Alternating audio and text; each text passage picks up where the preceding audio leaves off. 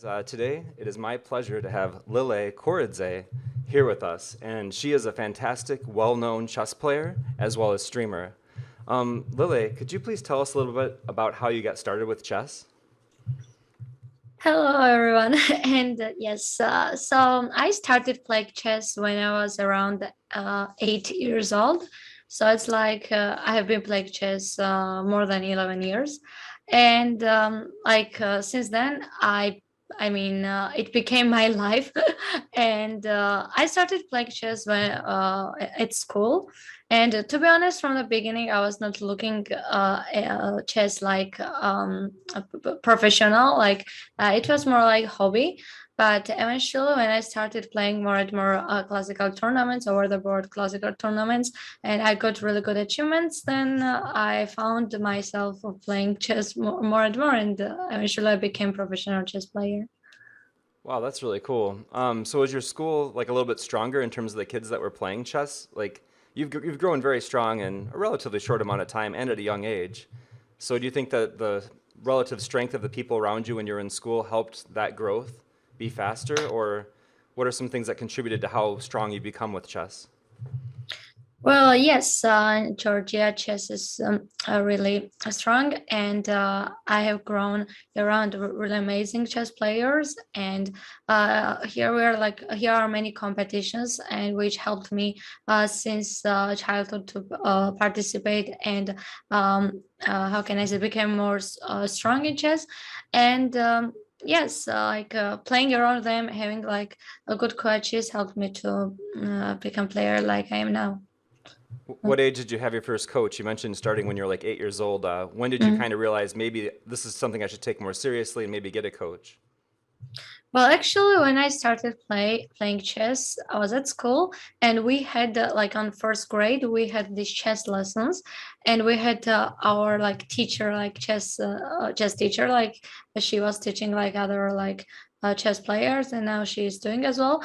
And she was my first coach, but then I decided to move to another coach, like in the same city, because I needed to like improve my level. So since then, I decided that I was kid and my parents helped me as well, but I still decided that I liked chess so much, and yes, it continued like that. That's really cool. Would you say one of the like what when you work with a coach, what are some of the things they've done that have helped you out the most? Like identify weaknesses or maybe opening strategies, end games, like what part of your game or coaching do you think has helped you out the most? Well, in chess, everything is really important. You can't literally choose one, like for example, opening, because you need to study everything properly, like openings, middle games, end games, and this requires a lot of energy, a lot of time, and years and experience as well. So we started from the beginning, like basics, like we started, and then eventually you are leveling up and you are increasing your knowledge. Wow, that's really cool. Yeah, I see you're over, like I said, 2016 FIDE is awfully strong. I mean, many people that are strong players in other formats where they keep track of rating uh, are able to hit 2000, but then their FIDE is well below that. So the fact that you're over that is really a testament to the time and energy you put into it. I also see you've done some collaborations recently, like Eric Rosen and you did some Hand and Brain. Can you explain to our viewers like maybe what Hand and Brain is and how that experience went for the two of you a little bit? Or Well, yes, I had a lot of collaborations with like fellow streamers, and it's always fun to have collaborations. And as you mentioned with Eric Rosen, we have done three collaborations so far, and two of them we are like Handed Brain. And the Handed Brain is like it's played by two person against like one opponent, or and one of the member of the team is hand. So when you are hand, you need to move piece, and when you are brain, you need to ask like, for example, ask knight, and you need to then move knight. So and I mean it's really fun, and because like you can't really think what your teammate is thinking. Like sometimes you choose wrong like direction of this piece, and sometimes like openings are completely different. But it's always fun to do such kind of calls. yeah, I've seen a Yeah. lot of that, and I think I've done it maybe one or two times. And the thing that's frustrating is you say something like pawn, and you might have a visual idea of which pawn out of the eight that they might choose, and they'll oftentimes choose a different one. You're like, now what do I Mhm. do? Like, I think sometimes, depending on how closely related the styles of the players, you can really get some challenges there, right? So, Mhm. um, what about like schooling and stuff? Are you professional with chess now, or are you considering doing some kind of other activity involving like school or some other trade or anything? Or Well, I have been always studying at school, and now I'm at university. oh wow, And I never abandoned like studying because for me it's always important to do as much as I can, like studying, doing chess. So now I'm on like second year of university, and it's pretty hard sometimes to manage everything together, like chess, streaming, communicate with audience, also like studying, and but it works, so I'm pretty happy with my life. yeah, that's pretty amazing because I noticed you stream like roughly 3 hours a day, almost every day. So you really Mhm. have to manage your time extraordinarily well to be involved in both school and that other, obviously this chess streaming. What are some of your favorite things about streaming? Like since you started, what do you really enjoy when you stream? I guess. Well, streaming is amazing. Literally, it brought amazing experience for me. And the main thing I like streaming is that I love communicating with my chat. I love interacting so much, and I love spreading my knowledge to my audience. And also, like I got to know like many famous person, many like famous chess players, and I'm pretty grateful of being a streamer.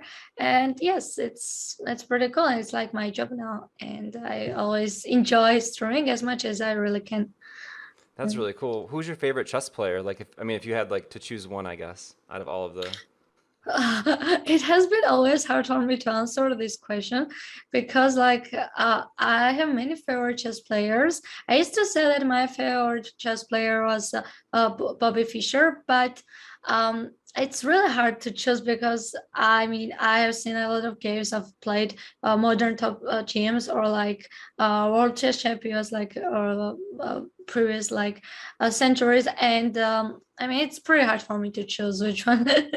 Okay, Let's see. well, let's say it another way then. So, who are some of the favorite famous chess players that you've gotten to meet? I guess that'd be another way that people might be wondering that Mhm. same question after your other answer. Like maybe some people that like for myself, it'd be like Kasparov. I'd love to meet him or different people, but just curious, like who in the chess community you've maybe wanted to meet and then actually got to meet.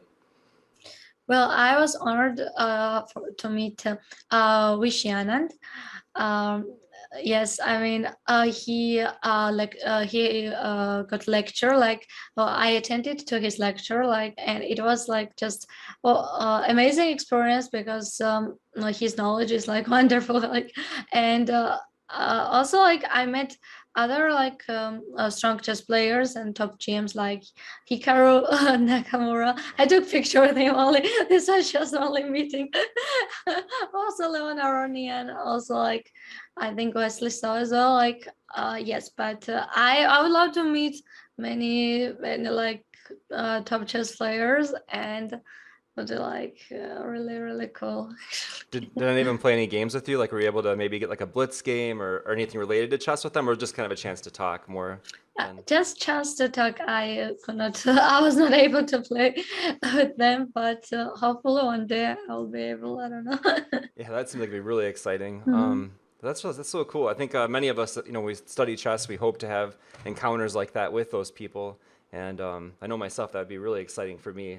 Do you have any tournaments that are coming up, or other like over the board events that you're considering doing? Or Well, yes, I'm considered of playing some of over the board tournaments. I don't know dates yet, but I'm and this year I will try to play. But for this like virus restrictions and some stuff, it's really complicated traveling, and in my country are not any like over the board tournaments yet. So yes, I hopefully I'll be able to play. Yes. yeah, well, it's good that Georgia's like taking care of their citizens and trying to protect you guys by doing that. I Mm-hmm. mean, at least for now, we've had a couple, but you have to wear a mask still, and yeah, it's interesting, right? This transition. So, do you feel like streaming has helped fill that gap then from when maybe you were able to do more over the board tournaments and then that went away? Is that kind of what led you to start streaming, or what got you into streaming? I guess. Well, streaming helped me to develop my chess because I'm doing like a lot of puzzles besides playing Blitz and Bullet, and these puzzles helped me to increase my skills of tactical and like strategy as well. Also, it helped me to become like a much faster player, like in Blitz. And yes, I would think of being chess streamer. And yes, I started streaming much earlier than pandemic started, like in 2019 in August. And well, I started because I wanted to try something new. Like it was not such developed as it's now, like especially chess category. And I don't know, like I was like 17, and I was like, okay, let's try something new. And my coach advised me to do it, and and like I mean, and I'm really grateful of taking this decision and starting streaming earlier than pandemic. And yes, like, and now I am like a streamer, and I'm looking forward to do more and more for my channel and just. Nice. Do you have other Mm. friends in Georgia that are close to you that are also kind of going on a similar road with chess where they've also gotten strong? And maybe you guys are considering like I don't want to say like a second, but you have like some maybe you're working with outside of a coach as well that's helping you get stronger. Maybe at like a similar play level, or do Mhm. you have people like that around you as well? Or Well, yes, here are like many girl chess players who I know them like for many years, and we have been playing together in many tournaments. We have traveled together, like in like as team championships or individual championships as well. And yes, they are like studying and working hard in chess. And unfortunately, we could not manage to meet in real life for like almost 2 years because of like this pandemic situation. But I'm looking forward to get more and more contact with them. yeah, like that's one of the nice things about streaming too is you get to play chess against people that are much stronger. Mhm. Like I played at the club level for a long time. I don't know if you feel the same way, but going from my club level chess to having the Mhm. whole world of chess players, the relative strength of the players, it's something you have to adjust to because you kind of go from Mhm. like the small pool of players, which I'm sure you were maybe one of the top or stronger players at your club, and then you change to streaming and stuff, and you get people all over so they maybe can win more against you and play well. Is that kind of your experience as well? That the strength online is just maybe different or stronger than what you had in your club, or do you think it's pretty much comparable? Well, I would say that as I mentioned earlier, streaming really helped me. Like playing or online chess helped me to develop my chess. Uh, but of course, like playing over the board is a bit different. It's like it's longer time control. It's like playing like with the real pieces and like looking at your opponent. Yes, but I mean, as me and as other like chess players, we did not have any other option than being like online chess players. And of course, everything has advantages and disadvantages. As like, yes, sometimes I may feel like I'm out of form because like I have not played over the board game like more than like a year, like. Uh, but yes, but it's fine. Like eventually, when everything will go well for the 2 hour situation, I'll be able to play more and more as I used to. And yes, but it's good that online chess exists, and I managed to find myself there and become better chess player. That's awesome. What are some strategies that you're going to use to help move more slow? Like when I went back to a tournament recently over the board, I was finding myself moving really quickly. In fact, in many of the games with the FIDE time control where you get increment, I was finishing with more time than I started with. So what are some strategies that help you pause and take longer during your over the board chess? I know I've had people ask me that as well, like things they can think about. I usually give them questions to think about. But what types of things are you doing to help you maybe like sit on your hands so you're not uh, allowing yourself to make a blunder or something in these really important over the board games? Well, actually, from Blitz to classical time control, it's really hard sometimes to control of your like playing speed. Like I experienced that actually when I started streaming. And it's like exactly like 1 month later, I had a tournament in 2019, and I was looking that sometimes I was getting like a bigger time when I was finishing the game. And well, it's about balancing, like when you eventually get used of playing more and more, like over the board tournament plus blitz games, you will get used of like how to use your time. Because like I also remember that last year, like in 2020 in August, here was like a less was a less worse situation of virus cases. So we had like over the board tournament where I played so well, and I was actually using my time really well, and I would not have any complaint of like worrying about time. I mean, using them like I using it like but yes, like it's about how you think and how you manage time, and it can be taught actually. It's about experiencing more and more, and yes. Okay, that makes a Mhm. lot of sense. Thank you. That's helpful for the my viewers Mhm. as well.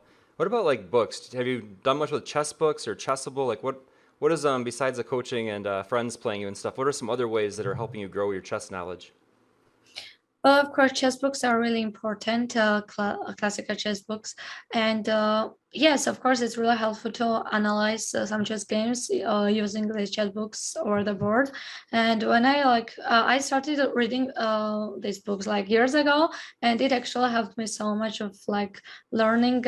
More and more stuff, it takes a lot of time to study with these books, so sometimes it's really hard for me to manage like when I should use that. But overall, I really recommend using chess books to develop your skills of chess. And yes. Mhm. Cool. Yeah, it's something I'm pretty passionate about that too. And of course, I'm from a different time. The internet was relatively new while I was growing up, so books were Mhm. kind of the way you learned back when I did it. And I always enjoyed hearing the stories in the books. Like, they talk about maybe their country and some things that were going on, and then maybe traveling. Like Mikhail Tal's book's a lot like that, his Life and Games. Did you read that one or?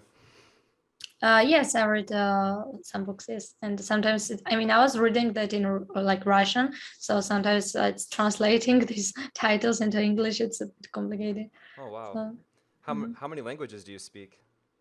Well, I can speak in Georgian and in English, but like I have passive knowledge in Russian. Like I can mostly understand a lot of stuff and read also, but I don't have practice of speaking it. So. Okay, cool. Mm. That's really neat. Yeah, it's something think we're getting a little bit better over here at learning more Mhm. languages, but definitely we need to get better. As I talk to people around the world, they always seem so much more versed in so many more languages, whether it's reading them or speaking them. And I appreciate knowing English and helping make this easier for us as we communicate today. So Mhm. thank you so much. And what's another thing I was going to ask you? It's kind of funny. I'm pausing for a second. Oh yeah, you're just going back to your stream again. So you're now like one of the top, I would say like maybe 5,000 on Twitch, which is really incredible. There's a lot of people streaming nowadays. Um, what are some people ask me, for like tips with streaming, and I'm not nearly as popular. I don't have things going on, but what are some things that you've done you think that have helped you do well with your streaming and stuff? And I've watched a lot of your show, so I know you're very engaging. But what do you think are some things that are helping you have the success that you're having? Well, actually, I always love talking about this stuff. Like when I started streaming, like I did not have any equipment like I do now. I just had like old laptop and no camera, no microphone, no lights, no like a second like screen or like a second monitor or something. And I don't know. Like I think it's about having character of being streamer. Anyone can like literally get equipment for streaming, but it's about having character of like about being engaging, being like entertaining. Of course, like everyone has like bad days, and sometimes you can't be with full energy. But overall, like when you're having this a charisma of like being a big streamer, it really helps you. Plus, I think that having like being good at chess is also helpful. But like everything's same time like helps really to become successful streamer. But yes, like I have experienced a lot of difficulties of being streamer. Like first, like language barrier. Like when I started streaming, I mean, I didn't have a big experience of speaking English, because like it's like Georgia is other country, and, like English speaker countries, or like it's like different, and like I could not even travel a lot of times because like its distance is pretty big, like traveling. And but I learned it from like watching videos, like streaming really helped me. Like one of the benefits of being streamer is like helping to develop your language skills. So, and yes, plus like building ideas is pretty hard when you're like from a small country. Like Twitch is not really developed here, and especially like in English, like it's and yes, there are like few words, but it does not stop me. It never stops me, and it just helps me to keep improvement. And so, Yeah, it's nice. It sounds like you're almost using some of your the things you learn in, through coaching and applying that on stream. Like I'm gonna do some puzzles. And mhm. then another thing is your demeanor. Like I do tilt a little bit. Like if I lose a game and it's like, oh my gosh, that was so bad. Like I get embarrassed a little bit, you know. And but you just like usually giggle. Like you'll be like, oh my gosh, guys, and you kind of like you do such a good job keeping that positive energy on your stream. And I really enjoy that about you. And I know that's one of the things that keeps me there. And plus, you're so friendly. Like different people come in, you're so good at even if like you're in the middle of like a 2400 versus like 2400 game, like some crazy thing on chess.com, and I'm like, wow, she's playing at such a high level. And then you're like just like giggling and beating these people, and I'm like, how is she able to be this engaging while like destroying people in chess? It's really quite a special thing to watch you play, and I've really enjoyed your stream a lot. I think it was Adam. What was Adam's last name? Adam, like someone told me about you. And he's like, you should raid my friend, or send viewership to her. She's doing great with streaming. And this was like, gosh, I think it was like 2020 was when I kind of started streaming more myself due to the Mhm. pandemic. But I loved your show so much. I was like so excited with the opportunity to meet you today and find out more about you and like your maybe some ways that you're helped. Like I've tried to learn chess for many, many years. I started playing when I was 4. I've been like, at this for almost 40 years. And I feel like you play at such a high level. So I'm curious about different things. And another thing I'm wondering about is when you get, because you have like school and the stream, and then, you're studying, like there's and different types of studying. So what types of things are you doing for fun to help you kind of like get set up again to be ready to go? Because it's, even in this interview, the time for that, you're putting yourself out there in a lot of ways. So you must have some techniques or things you're doing just to help like kind of get yourself mentally ready for these things. What are some of those things you're doing? Well, yes, streaming requires a lot of like things, like being strong with mentally and be like prepared like with many issues actually because sometimes like when you're streaming and suddenly internet like stops working or like electricity is gone or something, it really upsets me. And I mean, then you need to like stay calmer or like stop streaming and then come back next time. I mean, there are like or like sometimes rarely not sometimes rarely like you get like some weird comments sometimes and you may like get angry or like I mean but it happens like that's normal and it should not have big impact like on your like streaming mood overall. And we are also humans and sometimes we have in real life bad times or days and we're like being streamer like sometimes it helps to like distract from like real life and be just like in other world. And it's pretty cool actually. I was always looking Twitch like that. It's like other world, it's like other life, and it's like am I to express myself better than real life sometimes. And well I've sometimes when I just want to be out of like everything, I try to be out of like online life like and I just try to read books or like watch some films or like going outside. And well this is my favorite thing to do, listen music. And yes, it's very important to have time for yourself. And because it's sometimes too much, it's too much, like sometimes it can lead to depression as well. And yeah. Yeah, that's really cool. Mm. You mentioned about streaming being like a whole different world, and it's interesting with for me because like the first time I saw a different world was really like a chess book, and I would escape into the world of that game and that player, and I would feel like everything around me just stopped, and I was just totally part of this ancient game, and maybe some exciting world championship being played, and I tried to put myself in the mind of that. But like you said, when you go Mhm. on the stream, and especially being as popular as you are, I can't imagine like at home you're not gonna like walk into your room and have your mom be like, oh my gosh, it's so good to see you, and like have this like overly crazy excitement. But I know at the beginning of your stream you've got people using your emotes. Oh my gosh, we're so excited, and you have like they're of course waiting for you to start. You got your start screen on.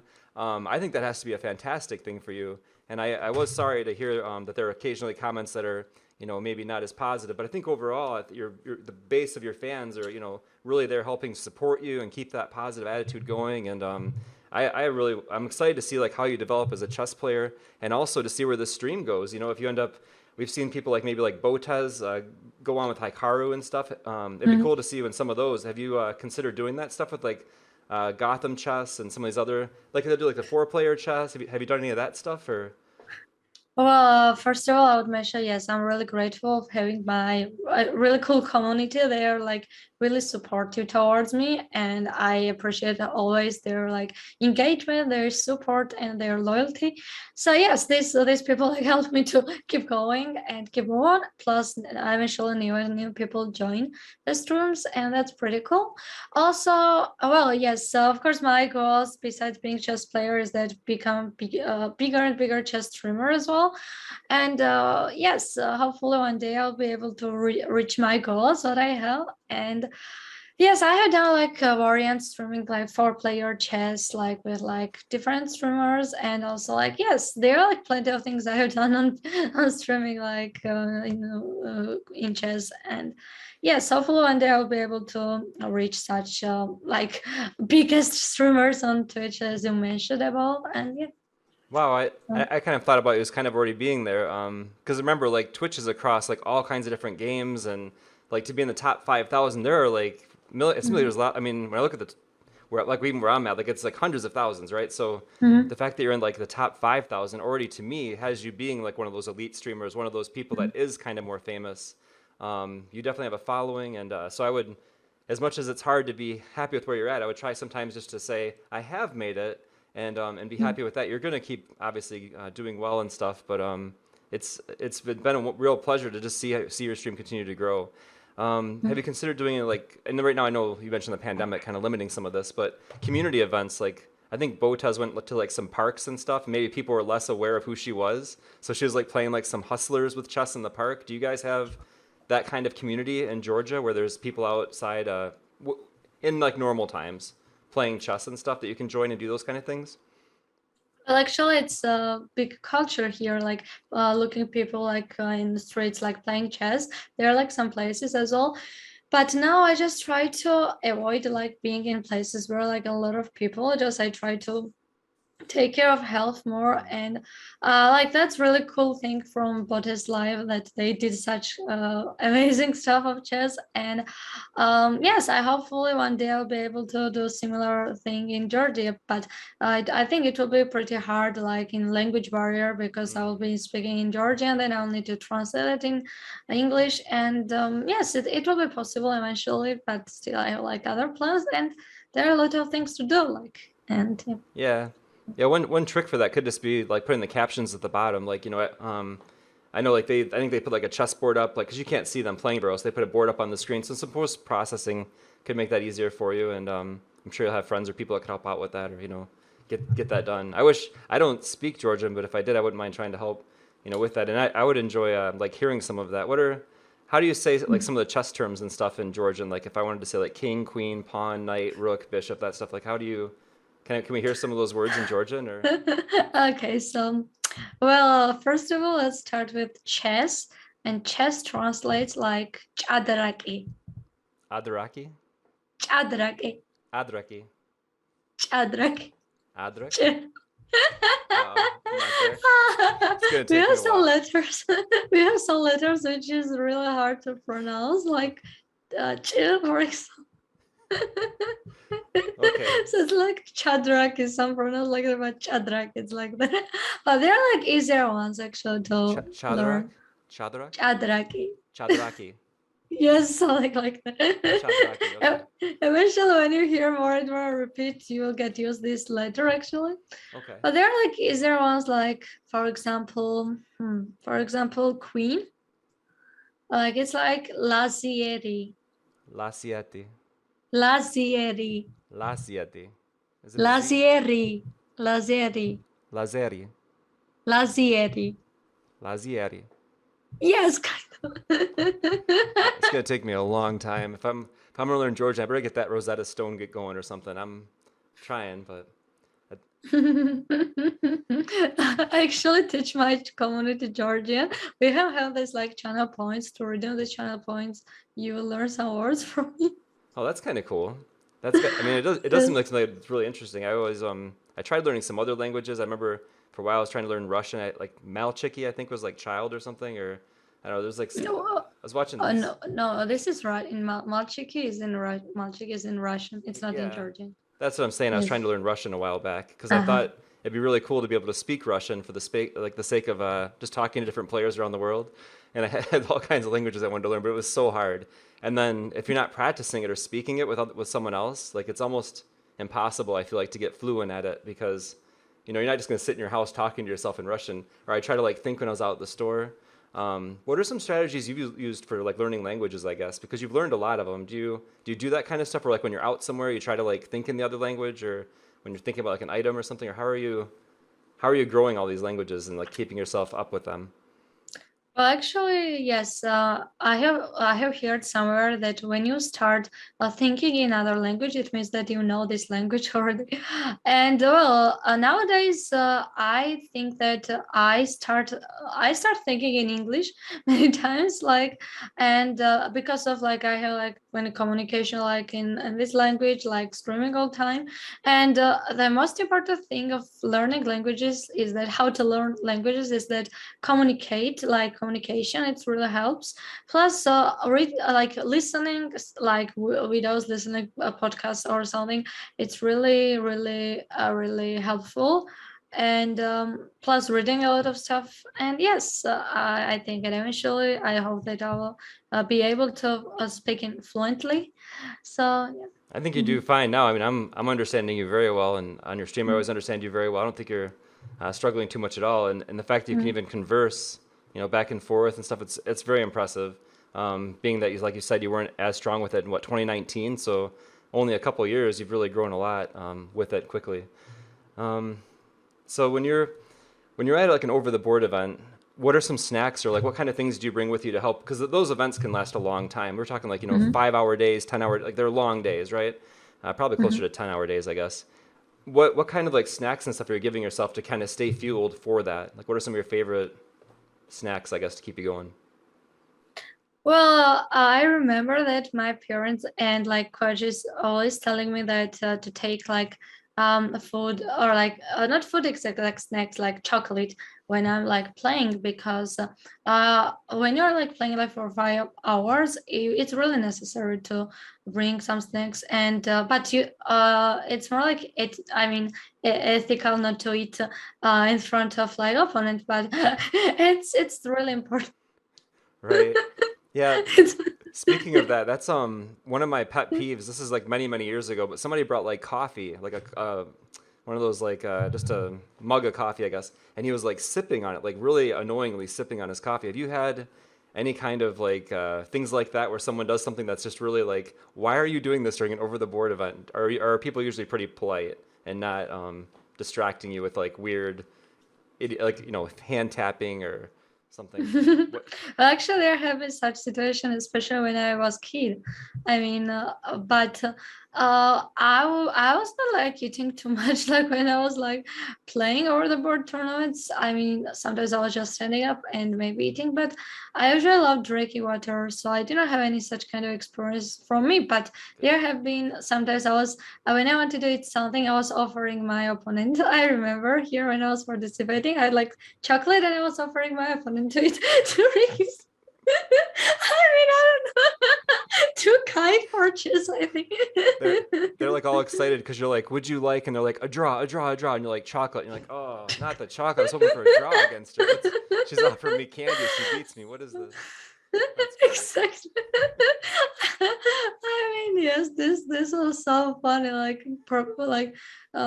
like giving chocolate, like, I mean, yes, but why not? Like, maybe your opponent is hungry and needs to eat What has your experience been with draws? I know one thing I've run into is when someone offers a draw, if you don't take the draw, there's oftentimes like some anxiety or some feelings that you have about maybe I should have taken the draw. Have you had some of that stuff happen where like there's a draw for either side and just some kind of something where after the game you're like, I wish I would have taken the draw, or maybe you wish you would have offered a draw? Do you have that stuff happen much during your games, or you win quite a bit, but assuming you actually do tie somebody and they're able to do that. Well, yes, draws. I mean, I remember times that like people were like my opponent was asking me a lot of times for the draw. And it's really annoying, like because I think it's a rule to ask only 3 times or twice. As I remember. Yes, because it's sometimes annoying, especially when you're winning. And in this moment, like they are literally asking you for the draw. So yes, it's yep. Also, I had like one moment when I was playing over the board tournament. I didn't know that. I didn't know rule of positional draw. Like when it was repeating 3 times, it's a draw. I just only knew like if you move like 3 times, it's draw. But positional like draw, I didn't know that. And my opponent was asked arbiter that I mean that she was asking for the draw, and I was really surprised. And I had like winning position. I mean, it was the worst I Oh think, no. but yes. Yeah, Really, really bad. I that's a really don't know. important one. There's also that like 50 move rule with like no pawn captures and like something like that. That's a harder one. Definitely harder to prove, but Mhm. that's when you want to That's watch out for why, too. yes, yes. I mean, that's why I say that online chess is easier this for this case because when you're playing on chess.com, it shows that it's a draw. Right, yeah. It's pretty. Much easier to agree when that happens. Now, one difference between chess.com and Lee Chess, do you play on Lee Chess at all? Lee, Really rarely, almost never. Like if I mean, I'm on chess.com like all time. so Lee So. Chess has something really annoying that it does. I love the website, it's where I stream, but one really annoying thing. And what it is if you have pieces on the board, like a pawn, like say where would normally be like a draw, right?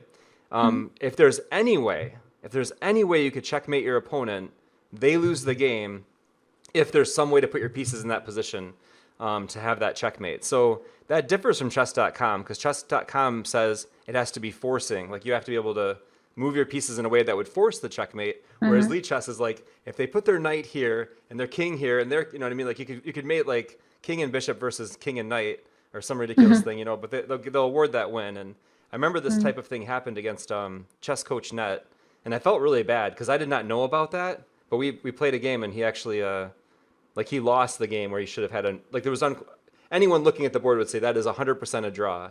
So but at least but chess.com is much better at that kind of thing. Mhm. What are your favorite things about chess.com? Like do you use a lot of the training content there with like working with coaches or do you use like the video series as they have like blogs? Like what do you enjoy doing on chess.com? Well, I'm pretty happy that I'm like streamer of chess.com. I would say that I was always saying that there are like puzzle rushes, like helped me so much of like becoming better chess player. So I'm always recommending any chess players like to doing as much puzzles as it's possible because it's really helpful. Plus, like there are many tools which can help you to develop your chess, like video courses, like different like puzzles which you can use like also playing in like in playing against like opponents. There are a lot of stuff which is really helpful for to improve your chess knowledge skills. Cool. Do you put any content up? Like do you make any educational videos related to chess or do you do any blogging related to chess to teach people or Well, yes, I do coaching, but I have not done it for a website like chess.com yet. Hopefully, yes, I'll get this chance. And yes, the coaching is really good as well to like giving your knowledge to other people. And yes, I'm looking forward to do more like educational stuff as I do, but improving it more and more. Cool, that's really Mhm. fun. And then what about like a book? Would we ever see a book from you on chess maybe? Would you consider doing that or I think there are like tons of chess books. I don't know, like I never thought about that. Maybe if something important and significant happens, like I don't know. Let's see, but I don't have yet this as planned. I mean, I know a lot of people would want to see your games. Like I'm sure if you had a book, even with just your followers on Mm-hmm. Twitch alone, like they might be curious about just seeing your over the board games. You could almost like release one every year like 2021 my over the board games and or eventually you could have like my life in games, but I think you're pretty far from that because you're really young and there's going to be a lot more games to be Mm-hmm. played. Do you have or have you like won major titles in your country? I noticed you're like 72nd overall in Georgia, which seems pretty high. So have Mm-hmm. you won a lot of tournaments there? Well, yeah, see, here I won many times Georgian Youth Championships, also like open tournaments as well. Plus, I was participating in World Olympiad among women like teams in Georgia's national team, youth team, and also European Team Chess Championship as well. Yes, and this was honor for me for participating for my country. Plus, many times I participate in online Olympiads and like online team championships where I were really successfully played in these tournaments over the board and in online as well. So yes, I mean yes, it's always good to play as many tournaments as it's possible. But and yeah.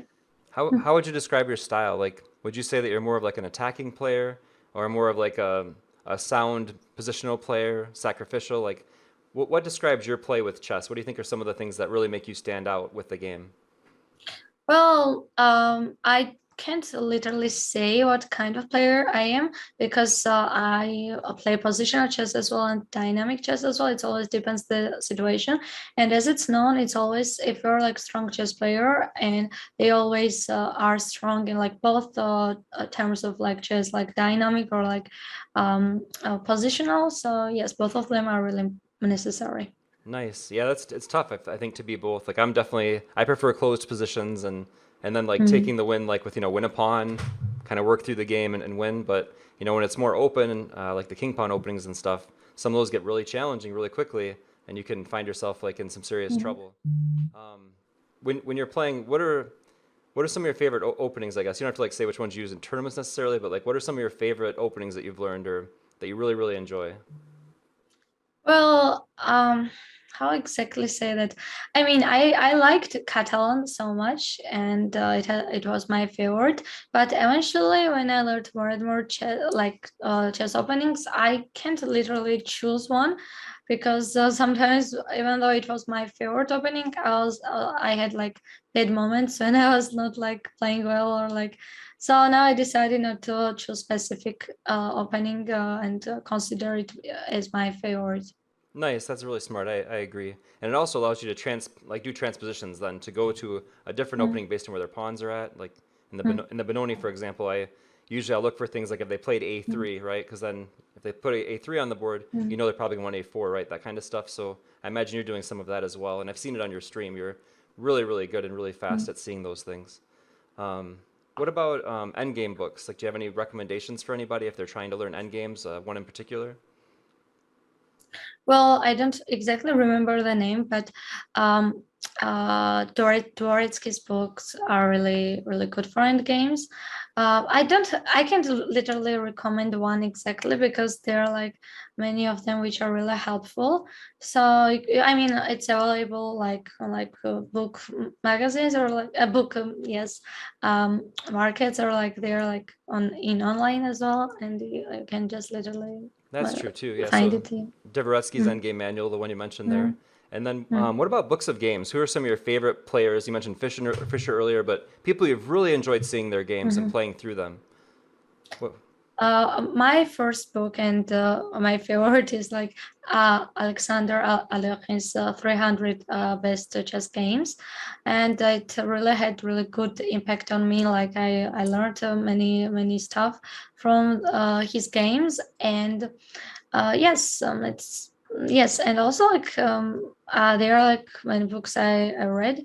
So yes, they are really good for improving chess. Plus, looking like plus reading these comments are really helpful from authors or like from even just these players. And it reading this also helps you to understand what they were thinking, what were their thoughts in this like moment, and it also helps you to do like that when you're playing over the board tournaments, like think what your opponent wants to do, what you want, like what are your plans, what are your like like how can I say your plans and so on. Mm-hmm. yeah, that's actually where I lose a lot of games. It's like as soon as I stop thinking about what they're trying to do and I get Mm-hmm. focused on my own ideas, like I want to have my like I start thinking about pieces on certain squares. I put my pieces on those squares, and then immediately it's like, oh, a fork wins my queen, or Mm-hmm. something like that, because you're just like not thinking about them. So I Mm-hmm. definitely agree. That's a fantastic way to play the game, like prophylactic Mm-hmm. chess, where you're thinking about your opponent's ideas and working against those. This has been fantastic. I've really enjoyed this interview a lot. I feel like I've learned a lot about chess from you, and it's just been fun to see how you've grown in chess in such a young age. I mean, you mentioned starting when you're 8, and then only 11 years later, so we're talking like 19 years old, roughly, based on that math. That's pretty Mm-hmm. impressive. And you've already had all these championships, and you're out there streaming, and I'm just very proud of who you are. And I look forward to, like I said, to seeing where this takes you. And I'll be happy and proud to always say I had the opportunity to interview you. This is quite an honor for me to have gotten a chance to meet you. And I know, like you mentioned, how busy you are. So thank you so much for taking the time with me today to have this conversation. And I'll try to do a little better with Georgian next time I see you. Maybe I can practice a bit so I can say something more clearly with you. And thanks for inviting me. Yeah, no Thank problem. I hope you have a wonderful day, and just always a pleasure to see you stream. I look forward to seeing you on there soon. And just take care and keep being great. So thank you very much for this time. Thank you so much. Bye. Bye.